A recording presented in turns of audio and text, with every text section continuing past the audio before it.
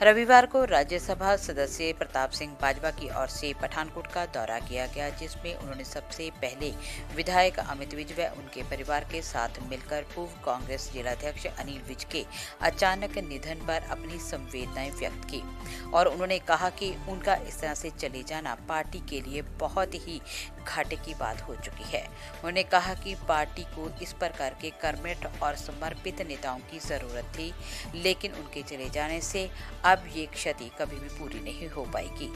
इसके साथ साथ उन्होंने जिले के पार्टी नेताओं, सरपंचों, पंचों से भी मुलाकात की, उनकी समस्याओं पर विचार विमर्श किया।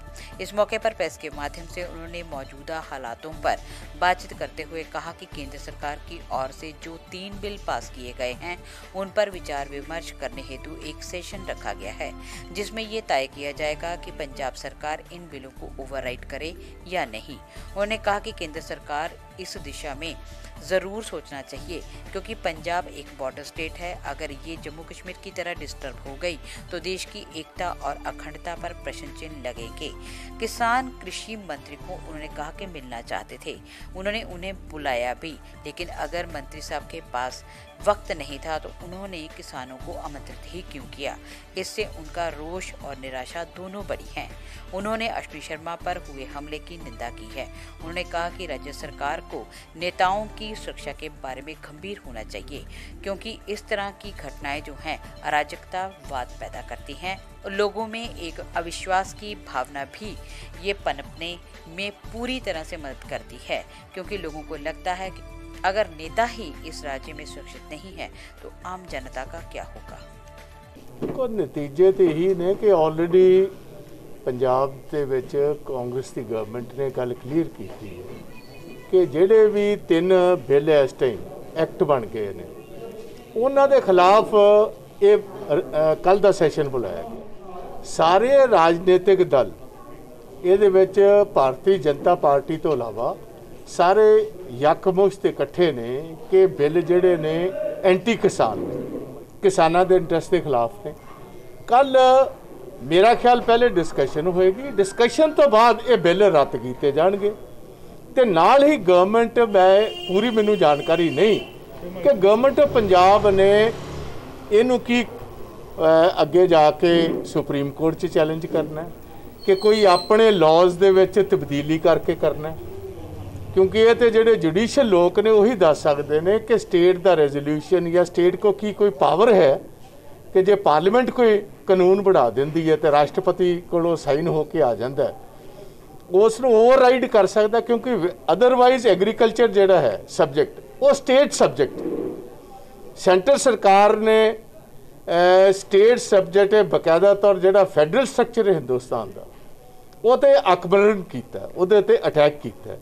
हुणे आंदा टाइम जोड़ा एक बड़ा वड्डा टेस्ट है आंदे टाइम दे विच नैशनल गवर्नमेंट दे विच सूबे दीयां सरकारां दे विच कि कचहरियां जिहड़ियां ने या साडा जिहड़ा लैजिस्लेचर है ये उहदे ते किस किस्म की अगे लड़ाई शुरू होंदी है, तो ये बारे जानकारी तो कल होएगी। दूजी गल जिहड़ी तुसीं मेरे को ये सवाल कीता है कि श्रोमणी अकाली दल बादल ने ये गल कही है कि कैप्टन अमरिंदर सिंह की सरकार ने अजे तक सानू जाणू नहीं कराया रेजोल्यूशन बारे। रेजोल्यूशन कल जो मूव होने उत्थे पता लग ही जाना, उत्थे जो अंदर जाएंगे तो अंदर जाके अकाली दल मेकअप करेगा। जे एंटी किसान है, जो रेजोल्यूशन इस किस्म का उत्थे तैयार किया गया तो उन्होंने बकायदा तौर सपोर्ट कर सकते हैं, इन्हों रिजेक्ट कर सकते हैं आ जोड़े है ने, तो वो सारा कुछ तो उत्थे जिहड़ा बिजनेस है, बिजनेस हमेशा ही मौके पर सरकारां अंदर ही दसदियां। उन्हां दा कहण दा मकसद ये नज़र आता है कि सेंटर की सरकार जिहड़ी है पंजाब दे विच किसान रेलवे ट्रैक्स ते बैठे ने, सारी जगह टोल टैक्सेस ते बैठे ने, उन्होंने रेलवे की ट्रैफिक बंद कर दी है, बहुत हद तक जिहड़ी बाकी दी ट्रैफिक है उहदे ते भी असर हो रहा है, कारोबार ते भी असर हो रहा है। तो राम भरोसे का मतलब यही है कि सेंटर की सरकार नूं जागना चाहिए। ਜਿਹੜੇ प्राइम मिनिस्टर ने मोदी साहब, मैं भी उन्होंने अपील की, बहुत सारे होरां ने भी किया है कि वेखो ये सीधे तौर किसानां नाल जुड़िया होया मसला है, बॉर्डर का सूबा है, चीन दे नाल इस टाइम किसी टाइम भी जंग होने के चांसिस है ने।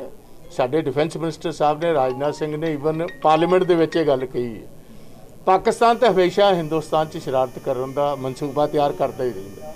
ਜੇ पंजाब भी कश्मीर वर्गा डिस्टर्ब हो गया तो हिंदुस्तान की जिहड़ी एकता ते अखंडता इहनूं बहुत वड्डा एक क्वेश्चन मार्क लग सकता है।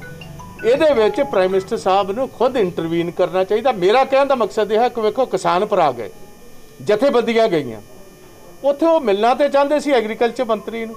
जे तोमर साहब कोई ना वक्त ही है नहीं तो फिर 30 जथेबंदियां उत्थे सदियां क्यों?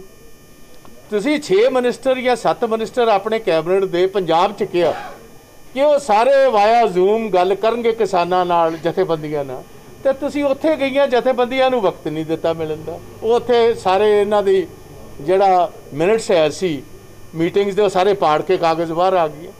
मेरा अपनी साडी सारिਆਂ ਦੀ अपील है मोदी साहब नूं कि जे देश की एकता ते अखंडता नूं तुसीं बरकरार रखना चाहते हो, पंजाब के हालात विगड़न तो बचाना चाहते हो, जे तुसीं चाहते हो कि रेलवे ट्रैक इतों खाली करन किसान ते जम्मू कश्मीर नूं ਜਿਹੜੀਆਂ ਅਸੈਂਸ਼ੀਅਲ ਸਪਲਾਈਜ਼ ਜਾਣ ਦੀ ਲੋੜ ਹੈ, डिफेंस सप्लाईज जाने की लोड़ है, तो वो फिर प्राइम मिनिस्टर सीधा साडा कहने का मकसद है कि सीधा सदा देन किसानों की गल सीधे तौर प्राइम मिनिस्टर सुन, मोदी साहब बैठन एक दिन पूरा बैठन।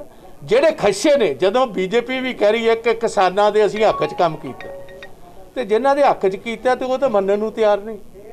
ਤੁਸੀਂ ਜਾਂ ਉਹਨਾਂ ਨੂੰ ਸਹਿਮਤ ਕਰੋ ਜਾਂ ਉਹਨਾਂ ਦੀ ਗੱਲ ਨਾਲ ਸਹਿਮਤ ਹੋਵੋ। ਸਾਡਾ ਸਾਰਿਆਂ ਦਾ ਕਹਿਣਾ ਵੀ ਇੱਕੋ ਹੈ, 3 ਕਾਨੂੰਨਾਂ ਨਾਲ ਇੱਕ ਨਵਾਂ ਲੈ ਆਓ ਜਿਹਦੇ ਵਿੱਚ ਲੀਗਲ ਤੌਰ ਤੇ ਤੁਸੀਂ ਇਹ ਗੱਲ ਲੋਕਾਂ 'ਚ ਤਸਲੀਮ ਕਰੋ। 3 ਮੋਢੇ ਮੁੱਦੇ ਨੇ ਕਿ ਫੂਡ ਕਾਰਪੋਰੇਸ਼ਨ ਆਫ ਇੰਡੀਆ ਬੰਦ ਨਹੀਂ ਕੀਤੀ ਜਾਏਗੀ, ਮਿਨੀਮਮ ਸਪੋਰਟ ਪ੍ਰਾਈਸ ਬਕਾਇਦਾ ਤੌਰ ਬਰਕਰਾਰ ਰਹੇਗੀ।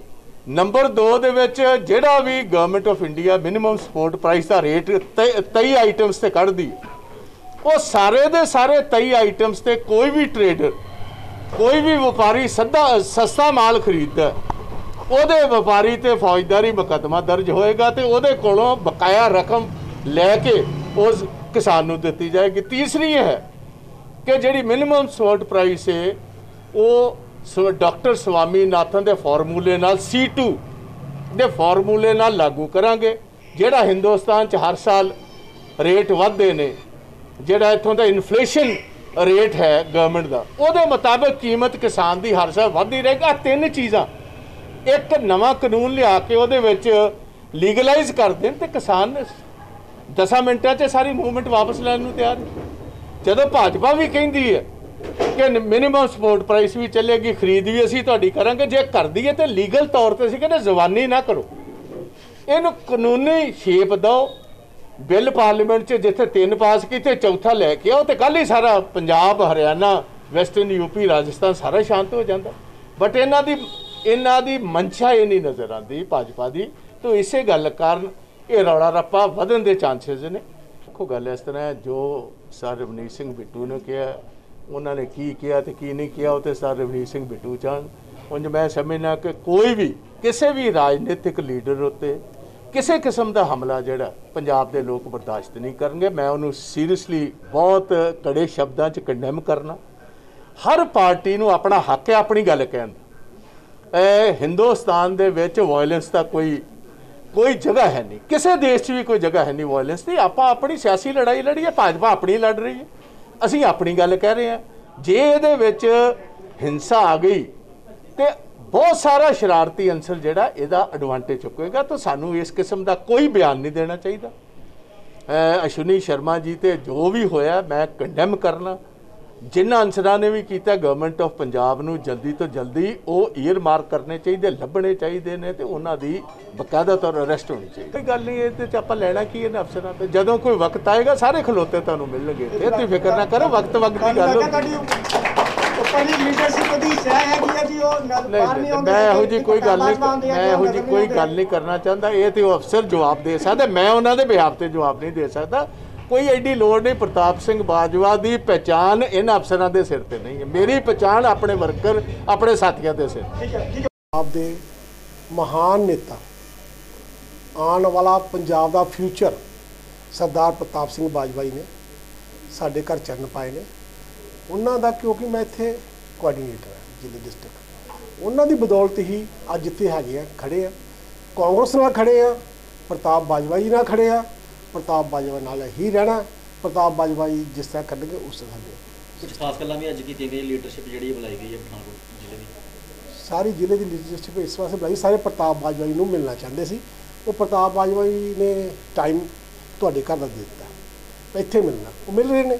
ਪਹਿਲੇ ਵੀ ਜਿਹੜੀ ਸਮੇਂ-ਸਮੇਂ ਤੇ ਜਿਹੜੀਆਂ ਪਰੇਸ਼ਾਨੀਆਂ ਜਿਹੜੀਆਂ ਦੱਸੀ ਜਾਂਦੀਆਂ, ਕੁਝ ਗੁੱਟਬਾਜੀ ਵੀ ਜਿਹੜੀ ਕਾਂਗਰਸ ਦੇ ਵਿੱਚ ਦਿਖਣ ਵਾਲੀ ਹੈ। ਨਹੀਂ, ਅਸੀਂ ਜਿਹੜੀਆਂ ਕੀਤੀਆਂ ਗਈਆਂ ਕਾਂਗਰਸ ਹੈ, ਕਾਂਗਰਸ ਇਕੱਠੀ ਹੈ। ਜੋ ਗੱਲਾਂ ਸਦਾਜ ਨੇ ਕੀਤੀਆਂ ਉਹੀ ਕਾਂਗਰਸ ਇਕੱਠੀ ਹੈ। ਆਉਣ ਵਾਲੇ ਕਾਰਪੋਰੇਸ਼ਨ ਚੁਣਾਵ ਜਿਹੜੇ ਨੇ ਪਠਾਨਕੋਟ 'ਚ ਜਿਹੜੇ ਆ, ਕਾਂਗਰਸ ਹਾਈ ਕਮਾਂਡ ਦੇ ਆਦੇਸ਼ਾਂ ਦੇ ਅਨੁਸਾਰ ਵਾਰਡ-ਵਾਰ ਜਿਤਾਵਾਂਗੇ, ਕਾਂਗਰਸ ਵਰਕਰਾਂ ਦਾ ਕੰਮ ਕਰਾਂਗੇ, ਕਾਂਗਰਸ ਦੀਆਂ ਟਿਕਟਾਂ ਦਵਾਵਾਂਗੇ, ਕਾਂਗਰਸ ਦੀ ਟਿਕਟਾਂ ਉੱਤੇ ਇਲੈਕਸ਼ਨ ਲੜਾਵਾਂਗੇ। ਪਠਾਨਕੋਟ ਦੇ ਚਲੋ ਔਖੇ ਸੌਖੇ ਵੇਖ ਲਓ, ਮੇਰੇ ਮੈਂ ਹੀ ਸਮਝ ਲਓ, ਫਿਲਹਾਲ ਸਰਦਾਰ ਜੀ ਵੱਲੋਂ ਤਾਂ ਮੈਂ ਹੀ ਆ, ਬਾਕੀ MLA ਸਾਹਿਬ ਹੈ ਨੇ, ਉਹਨਾਂ ਨੂੰ ਪਤਾ ਕਰ ਲਓ। ਉਹਨਾਂ ਦੇ ਜਰਾ ਅਫਸੋਸ ਕਰਕੇ ਆਏ ਆ ਅਤੇ ਉਹਨਾਂ ਦੇ ਡੈਥ ਹੋਈ ਆ ਸਾਡੇ ਅਨਿਲ ਵਿਜ ਦੀ, ਉੱਥੇ ਅਫਸੋਸ ਕਰਕੇ ਫਿਰ ਆਏ ਨੇ ਇੱਥੇ। MLA ਸਾਹਿਬ ਅਫਸੋਸ 'ਚ ਨੇ ਇਸ ਵਾਸਤੇ, ਬਾਕੀ ਸਾਰੇ ਹੀ ਜ਼ਿਲ੍ਹੇ ਦਾ ਜਿਹੜੀ ਲੀਡਰਸ਼ਿਪ ਹੈ ਅੱਜ ਤੁਹਾਡੇ ਘਰ 'ਚ ਖੜੀ ਹੈ, ਬੈਠੀ ਹੈ। ਸਰਦਾਰ ਜੀ ਨਾਲ ਵਿਚਾਰ ਵਿਮਰਸ਼ ਕਰਨ ਲੱਗੇ ਨੇ, ਕਰਨ ਦੇ ਨੇ ਕਾਂਗਰਸ ਦੇ ਫਿਊਚਰ ਵਾਸਤੇ। ਡਿਸਟ੍ਰਿਕਟ ਪਠਾਨਕੋਟ ਜ਼ਿਲ੍ਹਾ ਕਾਂਗਰਸ ਦੇ ਪਠਾਨਕੋਟ 'ਚ ਫਿਊਚਰ ਵਾਸਤੇ ਪ੍ਰਤਾਪ ਸਿੰਘ ਬਾਜਵਾ ਜੀ ਅੱਜ ਸੰਘਰਸ਼ਸ਼ੀਲ ਨੇ, ਪੰਜਾਬ ਦੀ ਰਾਜਨੀਤੀ ਵਾਸਤੇ ਸੰਘਰਸ਼ਸ਼ੀਲ ਨੇ।